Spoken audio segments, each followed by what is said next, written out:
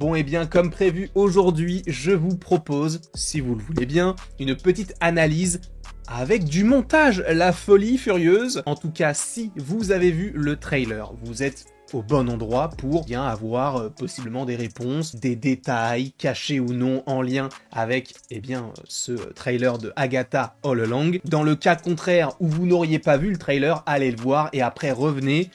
C'est tranquille, ça ne dure que 2 minutes et après vous pouvez profiter de la vidéo. Sachant oui que j'ai déjà fait une analyse à chaud où on regardait de manière assez détaillée en soi, mais pas forcément montée. Et là, on va le faire de cette manière-là. Et si ce genre de format vous plaît, en fonction des trailers qui sortiront, alors on le fera toujours pour Marvel, si évidemment il y a matière, puisque s'il n'y a rien à analyser, il n'y aura pas de vidéo analyse. Dans un premier temps, le premier détail qu'on pourrait noter, c'est le fait que oui, la série se déroule à 2 endroits différents, en tout cas on le suppose au minimum, puisque l'histoire se déroule à Westview. On a notamment sur l'affiche où on voit le nom de Wanda écrit tout en bas Westview, on voit sur les voitures écrit Westview également, donc on sait qu'on est toujours au même endroit, l'endroit qui avait été entre guillemets contrôlé par Wanda dans WandaVision. Et je vous rappelle qu'à la fin de la série, dans l'épisode 9, on a donc Wanda qui va enfermer Agatha elle-même dans une bulle dans laquelle elle va vivre des aventures entre guillemets et par rapport à laquelle elle ne pourra pas sortir. Et par ailleurs, on retrouve notamment un des acteurs qui était déjà présent dans la bulle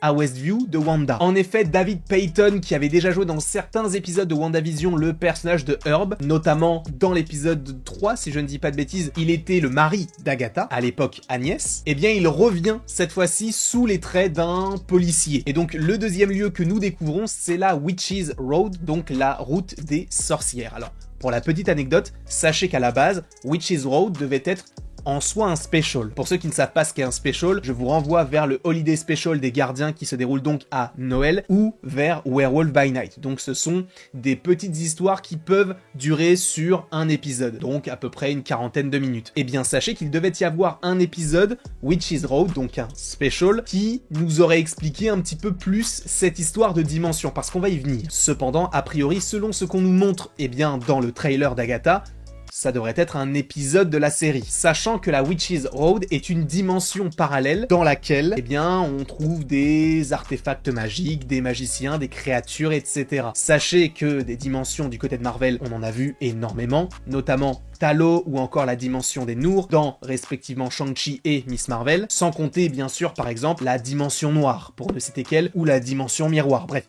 il y a énormément de dimensions sur Terre pour faire simple, mais pour faire simple, nous avons le multivers dans lequel nous avons des univers, dans lesquels nous avons des planètes, sur lesquelles nous avons des dimensions. Bref, on sera à la fois sur la Witches Road et également du côté de Westview, sachant qu'on peut partir aussi sur d'autres endroits. De plus, on découvre un nouveau personnage interprété par Aubrey Plaza qui n'est d'autre que Rio Vidal. Rio Vidal qui, dans l'univers Marvel, est une sorcière extrêmement puissante. Selon les dernières rumeurs, Marvel Studios voudrait faire en sorte que Rio Vidal puisse rester durant plusieurs projets Marvel et en plus de ça d'en faire un personnage extrêmement puissant dans cet univers. Donc on verra comment tout cela s'agence. Il faut savoir que ce personnage a l'air d'être en tout cas un antagoniste dans un premier temps puisqu'on les voit s'affronter, mais par la suite on devrait avoir donc supposément une alliance. Notamment lors de la scène du Ouija, on les voit l'une à côté de l'autre. Par ailleurs, lorsque nous découvrons Rio Vidal, elle va lui faire comprendre qu'elle peut sortir de cette bulle et donc on va avoir Agatha qui va porter divers vêtements. Dans un premier temps, on la voit porter un pull violet. Sachez que ce pull violet, elle le portait déjà dans l'épisode 7 de WandaVision. On va la voir également en noir et blanc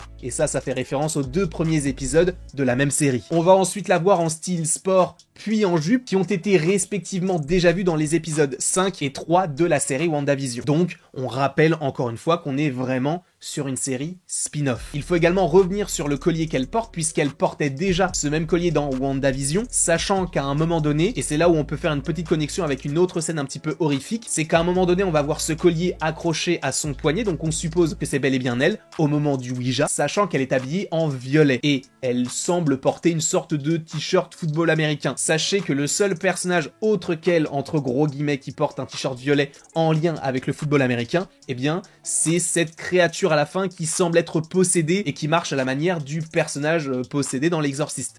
Sachez que oui, le personnage possédé, c'est bel et bien Agatha. Par ailleurs, on les voit monter sur des balais, donc on a vraiment pas mal de codes en lien avec les sorcières, sachant notamment que dans WandaVision, dans l'épisode d'Halloween, on l'avait notamment déjà vu avec un chapeau très pointu qui peut faire référence à des sorcières, et on a pas mal de personnages qui englobent toute l'histoire d'Agatha. Dans un premier temps, nous avons les antagonistes, donc les 7 de Salem, et selon des rumeurs, chacune des 7 de Salem serait en lien avec un animal. On parle d'un corbeau, d'un renard, d'un serpent ou encore d'une mouche. Bref, on va avoir bon nombre d'antagonistes. En vrai, du coup, les 7 de Salem sont logiquement 7. Ça paraît crédible, non? Et aussi, nous avons Patti LuPone, qui, elle, de son côté, interprète le personnage de Lilia. Alors je me suis un petit peu renseigné, sachez que Lilia, normalement, du côté des comics, c'est une descendante du Baron Mordo. Alors si vous ne connaissez pas le Baron de Mordo, sachez que c'est tout simplement, en gros, l'un des disciples de l'ancien dans le MCU, interprété par Chiwetel Ejiofor, qu'on avait vu dans Doctor Strange 1 et Doctor Strange in the Multiverse of Madness. Voilà les différents détails du trailer, alors peut-être qu'il y en a d'autres, mais ce sont ceux que j'ai remarqué. N'hésitez pas à me dire dans les commentaires si j'en ai oublié ou si vous auriez voulu que je parle de telle ou telle chose. N'hésitez pas non plus donc à me dire ce que vous pensez aussi de ces analyses à froid, donc qui arrivent un petit peu plus tard et qui sont montées. Je vous remercie énormément d'avoir été présent devant cette vidéo, et après tout ceci, il ne me reste donc plus qu'à vous dire à la prochaine pour la prochaine.